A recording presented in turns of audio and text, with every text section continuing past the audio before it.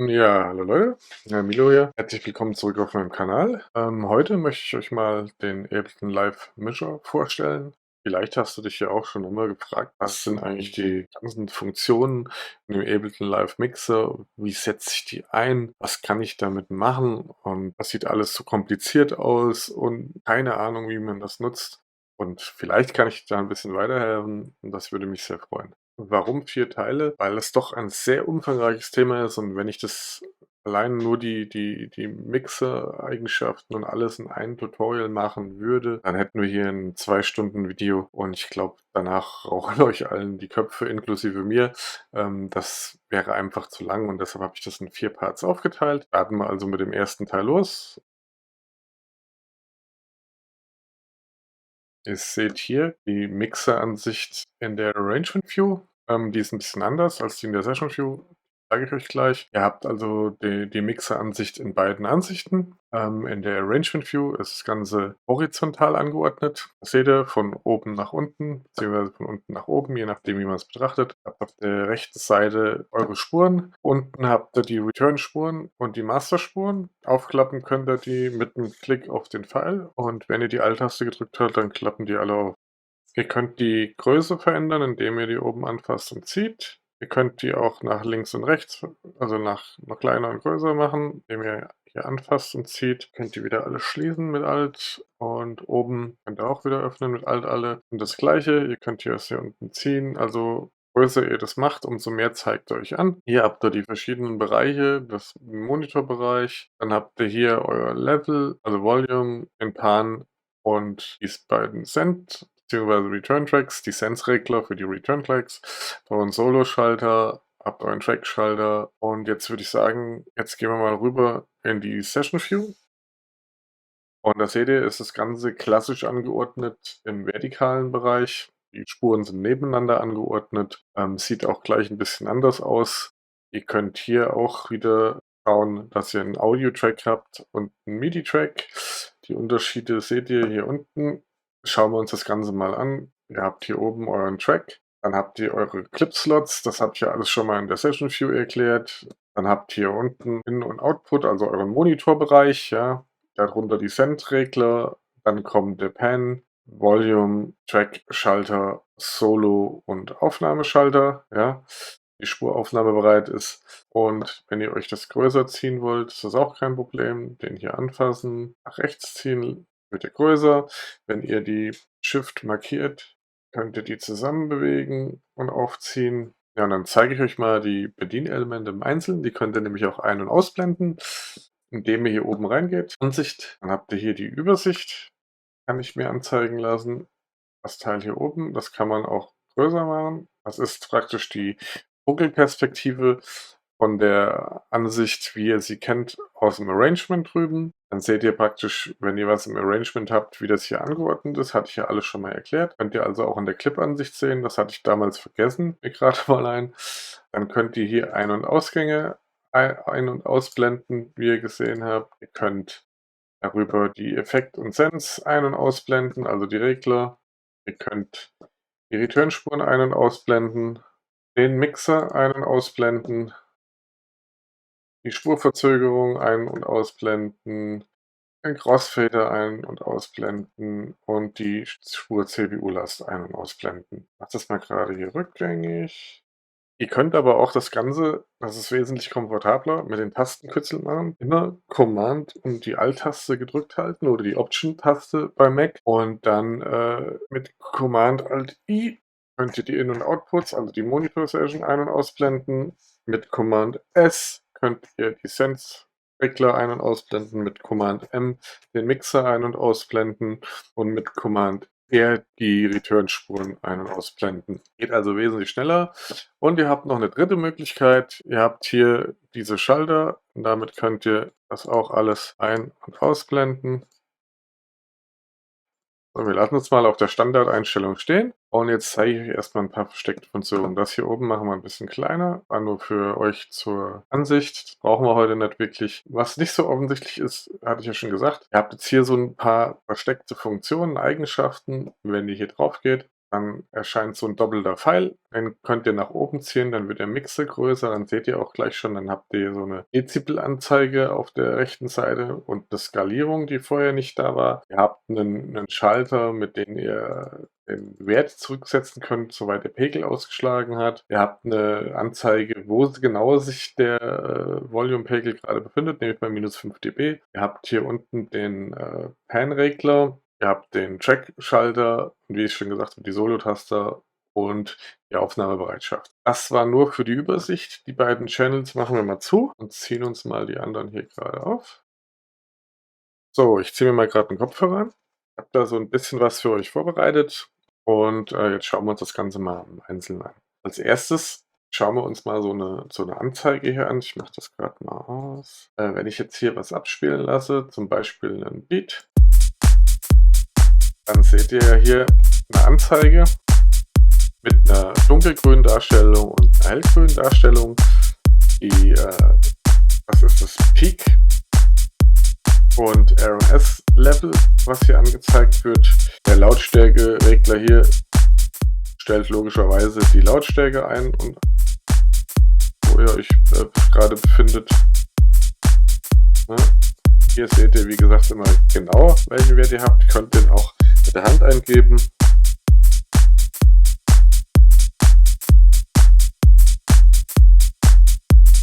mache das gerade mal wieder aus und setze den wieder auf -6. Dann, wie gesagt, hier unten schaltet ihr den Track ein oder aus oder stumm, wie auch immer. Hier könnt ihr den Solo schalten. Das heißt, wenn jetzt hier, ich mache es gerade mal an, mehrere Tracks laufen und den auf Solo macht, dann hört ihr nur diesen Track. Alle anderen Tracks sind stumm geschaltet.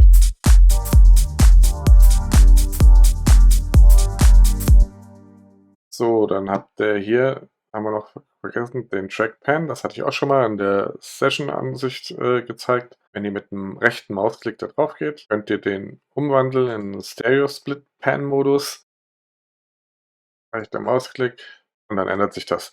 Der Unterschied ist ganz einfach, hier in dem Modus bestimmt ihr die Position im Stereopanorama für das Ausgangssignal. Wenn ihr den mal verstellt und mit dem Klick hier auf das Dreieck geht, dann ist er wieder in der Mitte. Wenn ihr den anderen Modus gewählt habt, dann könnt ihr die Position des linken und des rechten Kanals genau bestimmen. Unabhängig voneinander, das ist der Unterschied. Wenn ihr den habt, könnt ihr nur beide zusammen bestimmen. Wenn ihr den habt, könnt ihr unabhängig voneinander links und rechts die Position bestimmen. Okay? Wenn ihr jetzt hier zum Beispiel über den Spurheader eine Spur auswählt und dann mit der Command-Taste gedrückt noch eine Spur auswählt und noch eine Spur und noch eine Spur, dann ändert sich jegliche Reglerbewegung, die ihr jetzt macht, oder Schalterbewegung, wird dann praktisch auf alle Spuren übertragen. Das heißt, wenn ich hier Solo drücke, alle Spuren Solo. Wenn ich hier Stummschalten drücke, sind alle stumm geschaltet. Wenn ich den Pan bewege, bewegen sich alle Regler. Wenn ich den Volume-Regler regle,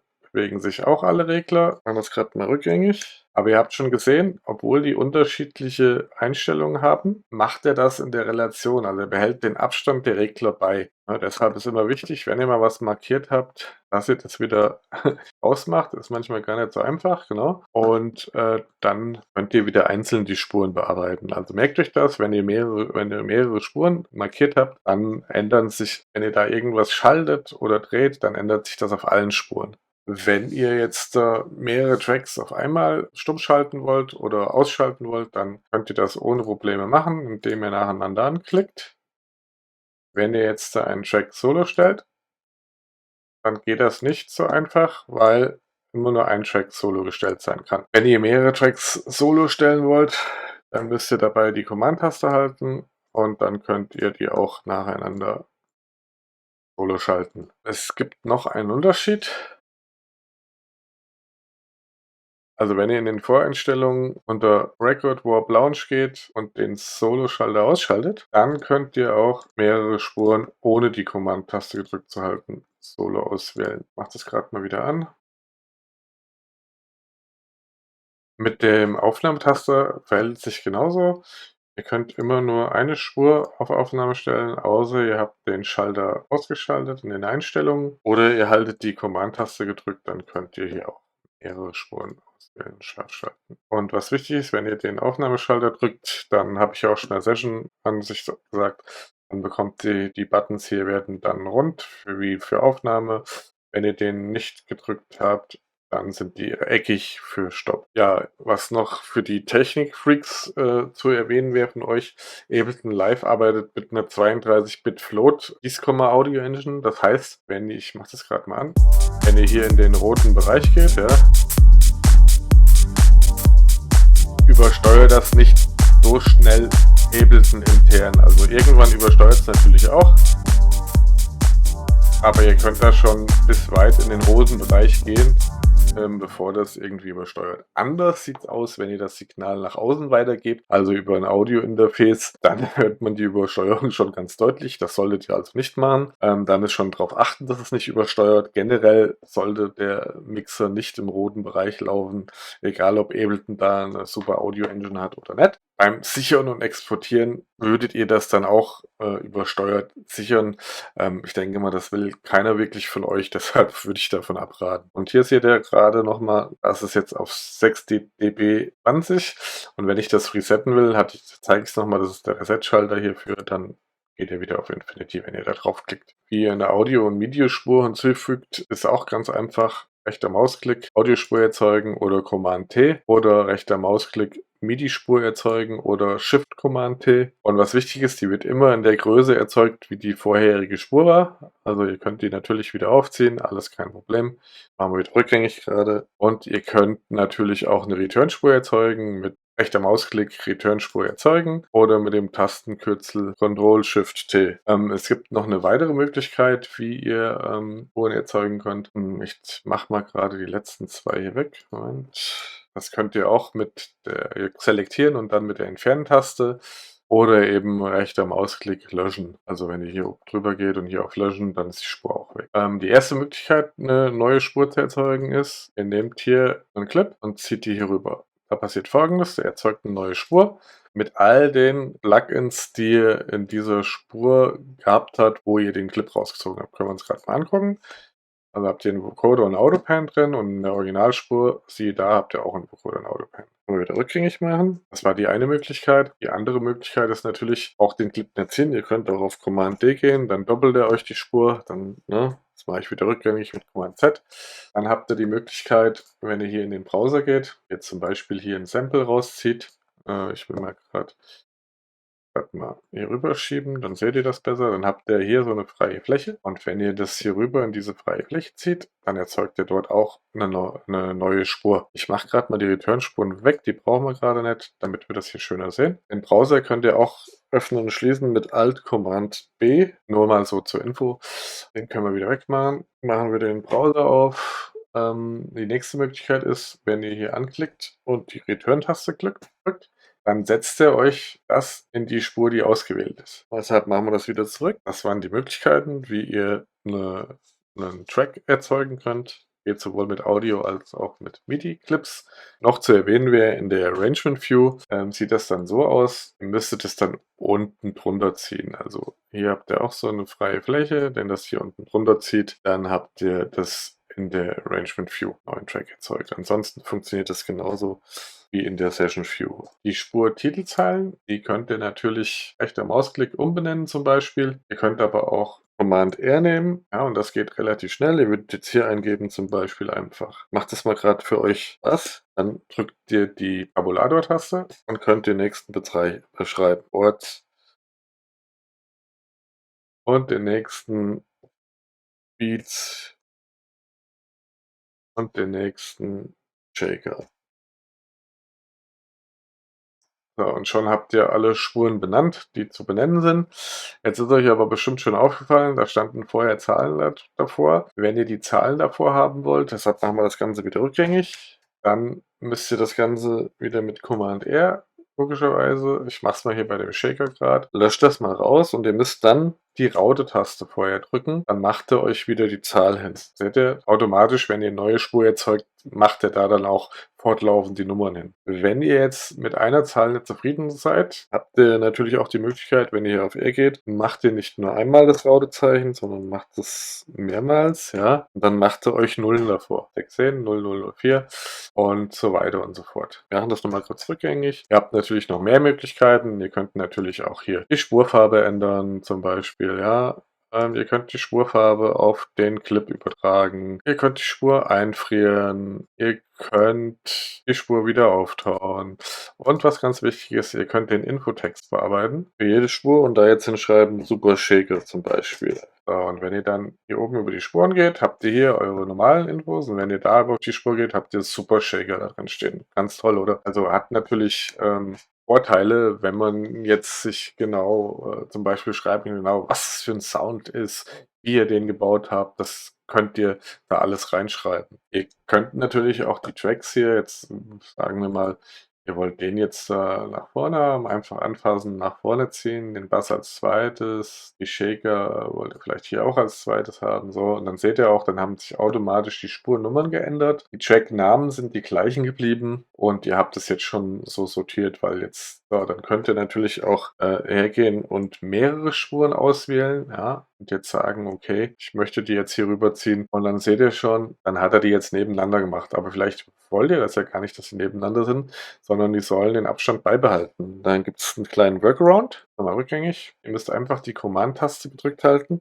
und mit den Pfeiltasten nach rechts oder links gehen. Dann seht ihr, dann behält er den Abstand bei. Wenn ich wieder zurückgehe, jetzt könnt ihr auch hergehen, könnt den Browser öffnen, geht auf eure User Library und sagt, okay, ich will mir die Spur jetzt da reinziehen. Und wenn ihr so eine Spur anfasst und hier reinzieht, dann erstellt er automatisch ein Live-Set für euch, was ihr unter dem Namen XY abspeichern könnt. Und dann habt ihr die Spur gesichert mit all ihren Einstellungen, Samples, egal was ihr braucht. Wenn man hier draufklickt, seht ihr das auch. Da ist eine Unterspur. Dann habt ihr hier nochmal den Clip drin, also alles da, was er haben soll. Ich mache das jetzt mal weg, weil wir das ja nicht benötigen. Mach den Browser wieder zu. So, jetzt haben wir noch die Möglichkeit, mehrere Spuren in eine Gruppe zu legen. Ich wähle jetzt nur mal wieder meine zwei Lieblinge aus, den Shaker und den Beat. Rechter Mausklick ist eine Möglichkeit und Spuren gruppieren. Ja, oder ihr macht es mit dem Tastenkürzel.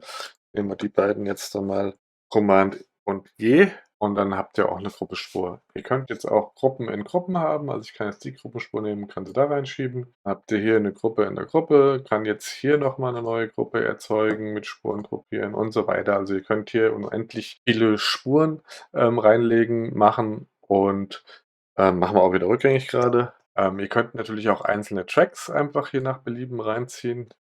Seht ihr, dann ist der auch in der Spur drin und ich kann den genauso wieder hier rausziehen, dann ist er nicht mehr in der Spur drin. Wenn ihr so eine Gruppenspur löscht, das ist natürlich alles weg. Also auch die Spuren, die ihr gruppiert habt und deren ganzen Inhalt. Deshalb vorsichtig dabei. Spuren, hatte ich ja schon mal gesagt, Gruppenspuren erhalten keine Clips, aber wenn Clips enthalten sind, seht ihr das hier vorne immer. Ja? Und das ist praktisch der Master für die Gruppenspur hier vorne. Wenn ihr den dann klippt, drückt, dann startet er alle Spuren in dieser Gruppe. Ja?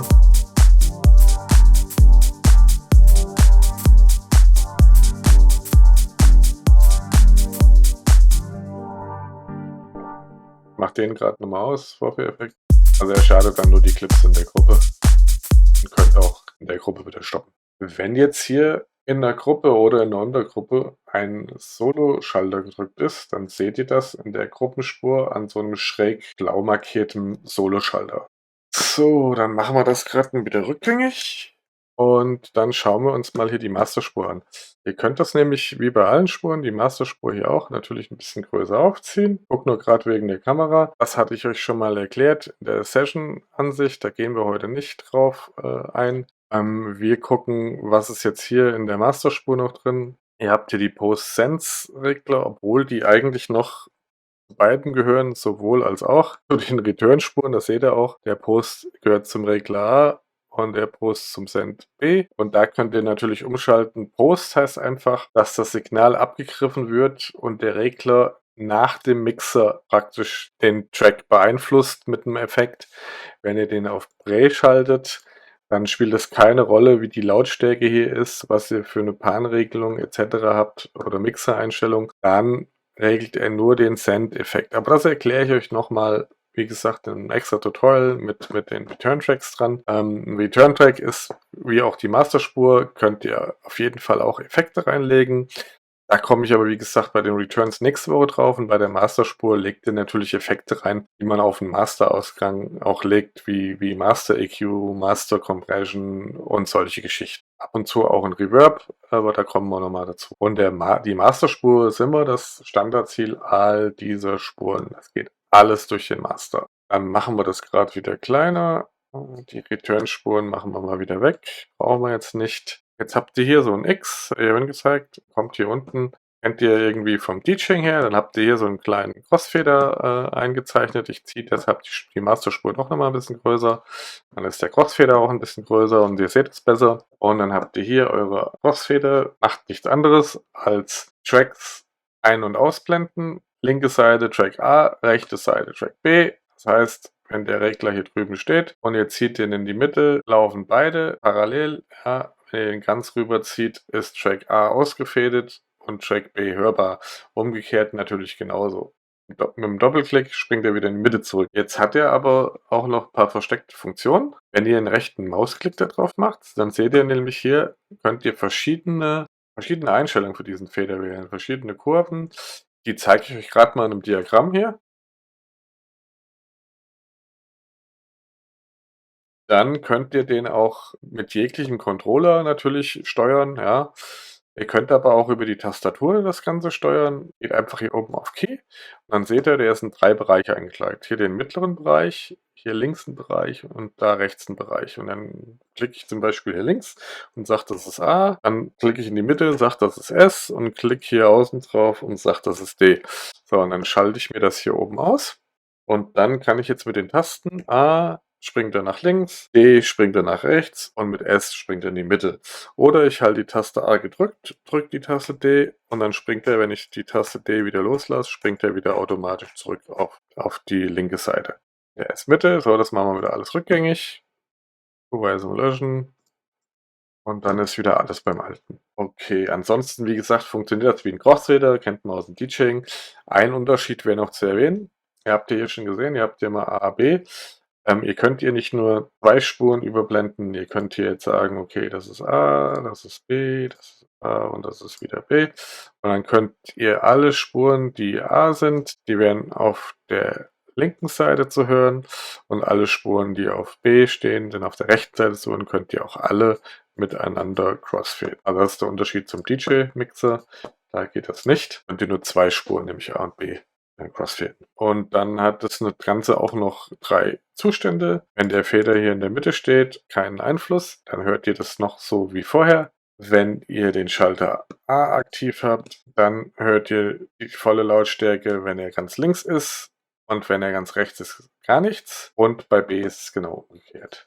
So, dann habt ihr noch 'ne Funktion hier, die Solo, da könnt ihr auch vorhören mit. Das müsstet ihr hier einstellen. Hier seht ihr, habt ihr 'n Q-Out und 'n Master-Out. Wenn ihr den Kanal fürs Q-Out einstellen würdet, dafür braucht ihr 'ne Soundkarte, die mindestens 2 Ausgänge hat, also 2 Stereo-Ausgänge oder 4 Mono-Ausgänge hat. Dann könnt ihr das hier einstellen. Ich kann euch das jetzt leider nicht zeigen, weil dann hört ihr mich nicht mehr, weil meine Audiokarte hat zwar mehrere Ausgänge, aber ich habe die jetzt auf Streaming stehen und dann kann ich euch grad zeigen. Hier unter Audio gehe, dann hat die nur 2 Outs, obwohl die eigentlich 20 und 18 Out hat, aber im Moment geht es leider nicht anders wegen dem Tutorial. Ihr würdet dann hier jetzt zum Beispiel 3, 4 einstellen, ja, und dann würde das Ganze hier wechseln. Wenn ihr den anklickt, dann könntet ihr den auf Q schalten und wenn ihr den dann auf Q geschaltet habt, dann werden diese Solo-Regler erscheint dann so 'n Kopfhörersymbol und dann ist es nicht so, wenn ihr hier auf Solo drückt, dass ihr das jetzt hören könntet, dann könnte nur ich das praktisch auf meinem Kopfhörer hören, wie bei 'nem DJ-Mix eben auch. Aber ist 'ne gute Funktion und sollte mal erwähnt sein. Dann machen wir grade mal die Crossfader hier weg wegen der Übersicht und gehen auf den Buchstaben D. hier auf der rechten Seite und da erscheint hier unten das Track Delay, also die Spurverzögerung auf Deutsch. Und damit könnt ihr, wenn ihr zum Beispiel externes Gear hier anschließt, externe Geräte, und das hängt so ein bisschen im Takt nach oder läuft so ein bisschen in Laid Back, dann könnt ihr das hier unten einstellen mit vor oder zurück. Ja, ich mache das wieder zurück, das brauchen wir jetzt nicht. Eigentlich hat Ableton Live eine interne Kompensation, die Latenzen kompensiert, wenn ihr zum Beispiel Plugins hier jede Menge drin habt oder andere Effekte, Delay, Distortion, Hall etc., dann kompensiert der das schon für die Plugins so, dass ihr da keine Verzögerung oder das nicht vorläuft. Wenn ihr da Probleme habt, würde ich euch die Ableton Audio-Kompensation bzw. Latenzkompensation empfehlen. Das ist aber eine andere Geschichte. Im Normalfall braucht ihr das nicht. Ihr könnt es aber machen, weil manchmal möchte man, also ihr braucht es auch nicht unbedingt in der Session View, aber in der Arrangement View möchtet ihr vielleicht manchmal einfach, wenn ihr da jetzt ein Audio-Sample habt und das ist nicht so ganz tight oder hört sich ein bisschen, wie gesagt, nicht so an, wie ihr das haben wollt, weil es nicht genau passt, könnt ihr das natürlich auch ein bisschen über das Track Delay steuern. Ihr habt natürlich noch andere Möglichkeiten, das im Arrangement zu ändern und anzupassen über Warping, das hatten wir ja schon in den letzten Tutorials, aber das könntet ihr auch darüber machen. Das war's zum Mixer, ersten Part, und wie schon erwähnt, im nächsten Teil gehen wir dann ganz intensiv auf die Sends und Returns ein, also auf diese Spuren hier und auf diese Regler, was ihr damit machen könnt, was der Unterschied ist, wenn ich einen Effekt auf einer normalen Spur habe oder einer Gruppenspur oder auf der Masterspur zu den Delay, zu den Return-Spuren. Ja, in diesem Sinne, bis zum nächsten Mal, euer Milo.